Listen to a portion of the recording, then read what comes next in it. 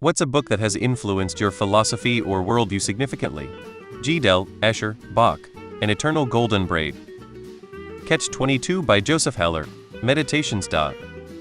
Siddhartha by Hermann Hesse. Hitchhiker's Guide to the Galaxy by Douglas Adams. Helped me get through the hardest parts of my teens 20s. Absurdism isn't everything, but sometimes it helps. Brave New World. I read 1984 not long ago, and was amazed at how poignant it still is. It certainly made me sit up and look around us, and the age we live in. We are without doubt the most highly scrutinized, observed, and spied upon generation, and it's in thanks in no small part to our beloved internet. Ideas that Orwell touched upon in 1984 have become solid facts in these last years, and terms he coined have become part of our everyday vocabulary. Truly, one of the few if not the only books that has changed my perception of the world I live in. The Stranger Albert Camus, Flowers for Algernon Daniel Keyes. Sirens of Titan by Kurt Vonnegut. Honestly, anything by Kurt Vonnegut. The Book by Alan Watts. Chaos by James Gleick. Prisoners of Hate by Dr. Aaron Beck. The book explores the actual neurocognitive origin of hatred and violent impulses.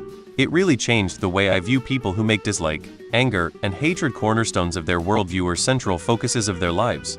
It didn't make me a pacifist per se, but it definitely opened my eyes to the power that violence has to dominate our consciousness to the exclusion of more complicated emotions and thought processes.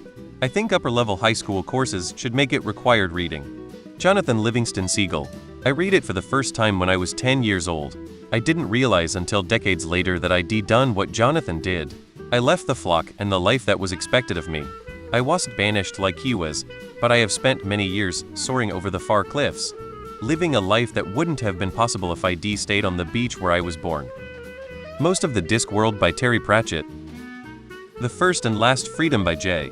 Krishnamurti. I recommend it to anyone who considers themselves to be any kind of truth seeker, always searching but never finding anything that really satisfies that deep desire for inner certainty. He was a rare individual who deeply examined the nature of thought and conscious awareness.